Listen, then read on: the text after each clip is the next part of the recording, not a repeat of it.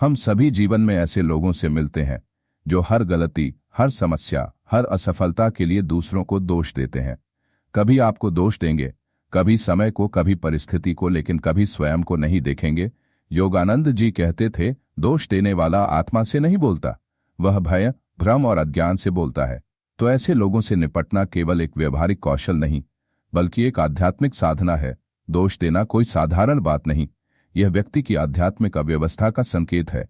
ऐसे व्यक्ति खुद से कटे हुए होते हैं, अपने भीतर की कमजोरी को स्वीकार नहीं कर पाते और इस दर्द को दूसरों पर प्रक्षेपित करते हैं। जब आत्मा स्वयं से कट जाती है, तब वह दुनिया को शत्रु समझने लगती है। जब कोई आपको दोष देता है तो यह आपके लिए क्या अवसर है, यह सुनने में अजीब लगे, परंतु जब कोई आपको दोष देता है, वह आपके लिए एक आंतरिक जागरण का अवसर बन सकता है। वह क्षण आपको सिखा सकता है आप कितने केंद्रित हैं। क्या आप भीतर से शांत हैं या झट से प्रतिक्रिया करते हैं? क्या आप सत्य पर टिके रह सकते हैं बिना क्रोध के?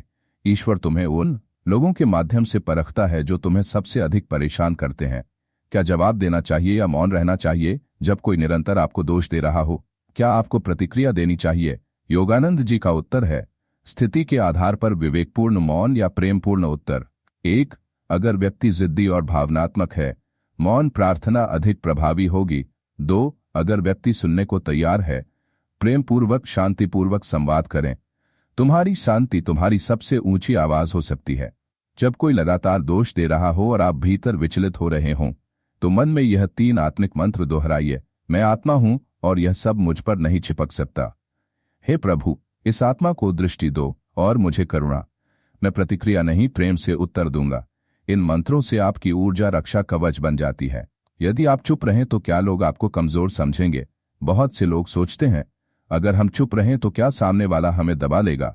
नहीं, योगानंद जी स्पष्ट कहते हैं, सच्ची शक्ति वह है जो शांत रहती है और सत्य में अडिग रहती है। आपका संयम, आपकी दृढ़ता और आपकी प्रेममयी मौन शक्ति सामने वाले के भीतर शर्म, आत्मचिंतन और परिवर्तन जगा सकती है। यदि कोई बार बार आपकी चेतना को नीचे गिरा रहा हो तो दूरी बनाना त्याग नहीं बल्कि सुरक्षा है। ईश्वर उन लोगों से दूर रखता है जो तुम्हारी आत्मा को अंधकार में खींचते हैं। योगानंद जी कहते हैं, उनसे दूर रहो जो तुम्हारे भीतर की रोशनी को बुझाते हैं। यदि आप किसी ऐसे व्यक्ति के संपर्क में हैं जो हर समय दूसरों को दोष देता है, तो उसे ईश्वर की एक अविकसित आत्मा मानिए और फिर कहिए, मैं इसके प्रति सहानुभूति रखूंगा, मैं इसके लिए प्रार्थना करूंगा। आपका दृष्टिकोण क्रोध से सेवा की ओर बदल जाएगा। आप जवाब नहीं देंगे, आप उदाहरण बन जाएंगे। प्रिय साधक, जब कोई आपको बार बार दोष देता है तो आपको यह याद रखना चाहिए, आप उसके कर्म के भागी नहीं हैं। आप केवल अपने कर्म और अपनी ऊर्जा के लिए उत्तरदायी हैं। आप उसे बदल नहीं सकते, लेकिन अपने व्यवहार से उसकी आत्मा को छू सकते हैं। तुम्हारी चुप्पी, तुम्हारी भक्ति और तुम्हारा प्रेम कभी न कभी उस आत्मा को जगा ही देंगे। जैसे सूर्य दूसरों के अंधकार में भी चमकता है, वैसे ही तुम्हें दोष देने वालों के सामने भी प्रेम से खड़ा रहना है।